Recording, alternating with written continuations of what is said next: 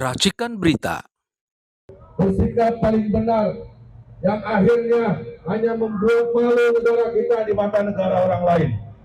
Kita sudah tidak punya harga diri hari ini. Negara kita sudah dijual kepada asing dan asing, betul?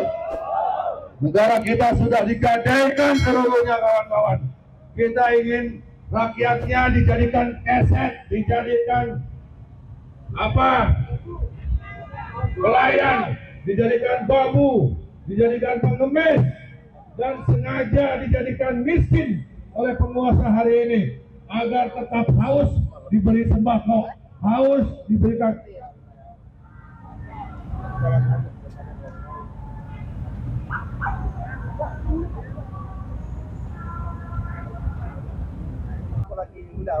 Dalam banyak diskusi, ini kesadaran yang belum sampai pada tingkat optimalnya.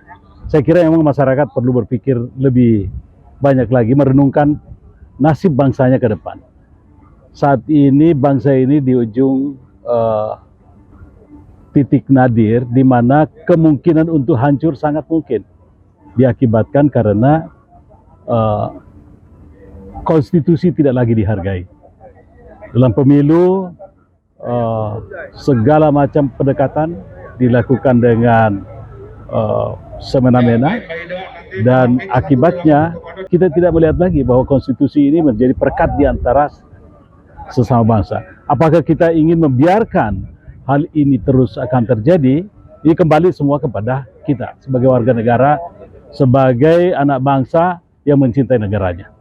Jika mencintai negara, maka harus dilakukan perubahan, harus dihentikan perusakan terhadap konstitusi, terhadap negara ini, dan siapapun yang merusaknya harus diadili, harus diberhentikan di dalam semua kerja politik yang memungkinkan dia terlibat dan mengakibatkan kerusakan lebih lanjut. Saya kira Pak Jokowi sudah mempraktekkan nepotisme yang sangat jelas, sangat kuat, dan ini susah dimaafkan. Karena kenapa? Karena nepotisme ini, semua aturan main dilanggar, kecurangan pelaksanaan pemilu terjadi, banyak sekali pelanggaran-pelanggaran di lapangan, aparat sipil negara dilibatkan, aparat militer dilibatkan dengan kekuatan-kekuatan yang mereka miliki, dan berakibat masyarakat merasa terintimidasi. Nah, pemilu dengan intimidasi terhadap masyarakat pastilah bukan pemilu yang normal, melainkan pemilu yang tidak dapat diakui sebagai pemilu karena suara rakyat tidak murni. Pemilu yang benar adalah ketika suara rakyat murni berasal dari pemikiran sadarnya tentang siapa yang akan mewakili mereka, siapa yang akan menjadi presiden mereka. Mari sama-sama kita menggalang kekuatan, kita bergerak memperbaiki bangsa ini, ikut merubah keadaan sehingga bangsa ini kembali mengalami kemajuan yang lebih maju lagi. Corruption harus berhenti. Di balik bansos yang ada ini jelas ada corruption, di balik semua pembangunan ada corruption yang kuat. Banyak sekali infrastruktur finansial kita yang hancur, harga-harga sudah meningkat. Ini tanda-tanda kerusakan. Jangan sampai sudah ambruk lalu baru kita sadar bahwa kita berada dalam masalah. Hari ini masih bisa tertolong, mari kita sama-sama bergerak.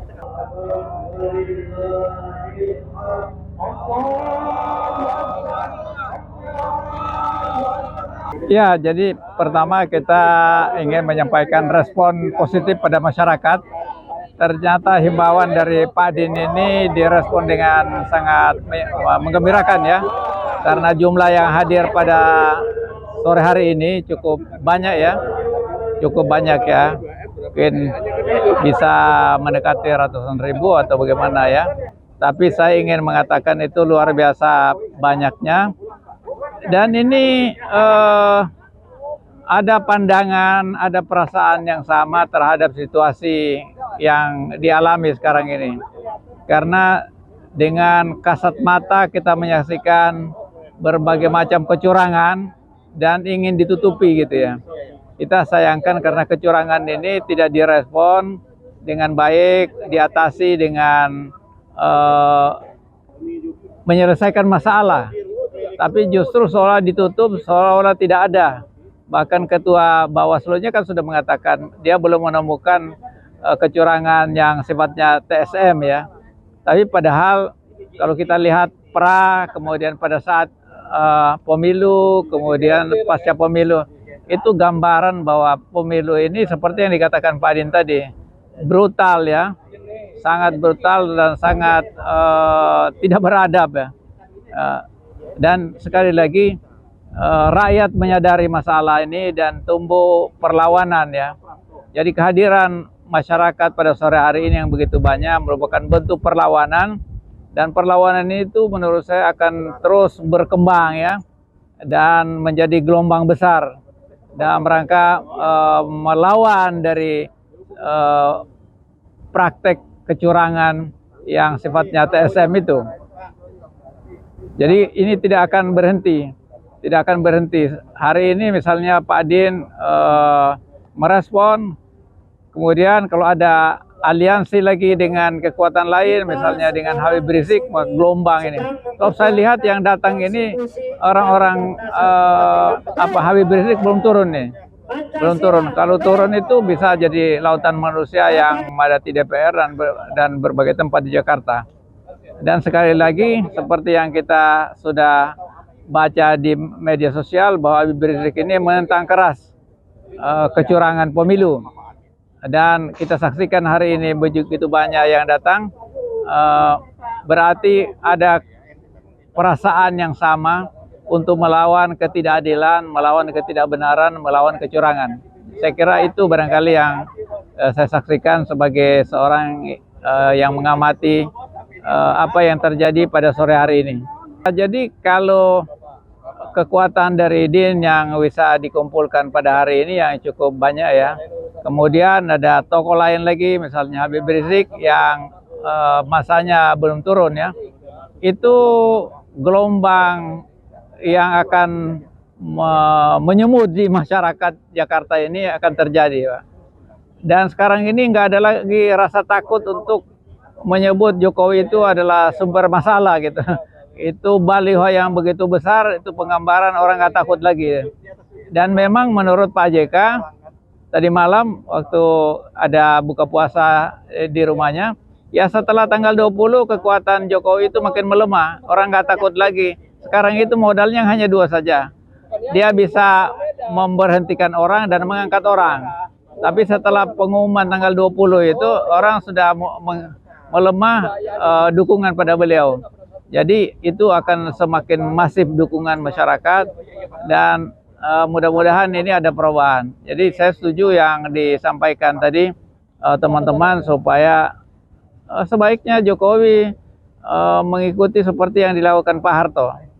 Ketika Pak Harto tidak lagi disukai oleh masyarakat, terutama kelas menengah perkotaan, ya sudah dia mengundurkan diri dengan baik. Lengser ke Prabon, ya saya kira sebaiknya Pak Jokowi juga melakukan seperti itu, karena orang nggak ada lagi takut atau merasa khawatir dengan membuat baliho yang gede gitu, kemudian difoto dan disebarluaskan di berbagai penjuru tanah air.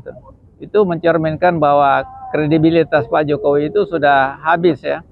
Dan satu-satunya yang dilakukan oleh seorang pemimpin adalah ya lengser ke Prabon, mengundurkan diri dengan baik, dan kemudian ya bertapa gitu ya, bertobat, begitu.